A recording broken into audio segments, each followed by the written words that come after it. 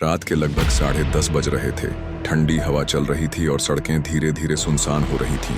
बिल्ली मौसी अपनी लाल होंडा एक्टिवा पर सवार होकर आसमानी रंग की साड़ी पहने और बड़े चश्मे के साथ गली से गुजर रही थी, जब अचानक उनकी नज़र एक चमकती हुई पान की दुकान पर पड़ी।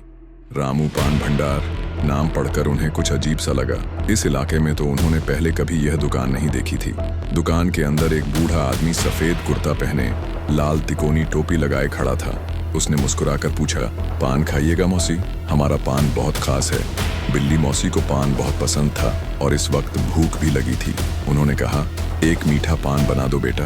बूढ़े दुकानदार ने बड़े ही अजीब अंदाज में पान बनाया और उन्हें दिया। जैसे ही उन्होंने पहला कौर लिया, एक ठंडी लहर उनके शरीर में दौड़ गई। आसपास की रोशनी मंद पड़ने लगी और दुकान की दीवारों पर अजीब साए दिखने लगे। अचानक एक धीमी आवाज उनके कानों में गूंजने लगी, बचाओ बचाओ, मुझे इस पान की दुकान में फंसा दिया गया है।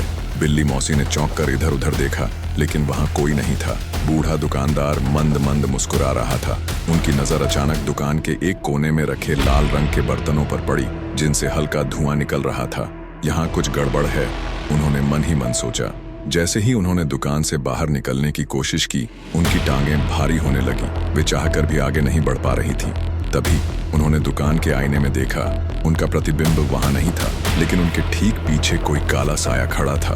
बिल्ली मौसी, तुम भी अब इस दुकान का हिस्सा बनने वाली हो, बूढ़े दुकानदार ने डरावनी हंसी के साथ कहा। बिल्ली मौसी को अचानक याद आया कि उनके पर्स में गंगा जल की एक छोटी शीशी है, जो वे हमेशा साथ रखती थीं।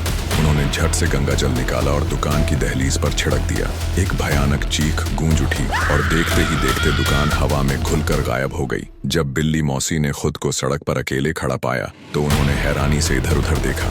वहां कोई पान की दुकान नहीं थी, बस एक पुरानी टूटी फूटी इमारत थी, जिसके बाहर धुंधली स्याही से लिखा था, रामू पान भंडार 1982 में बंद। बिल्ली मौसी की यह कहानी आपको पसंद आई है तो चैनल को लाइक और सब्सक्राइब करना ना भूले।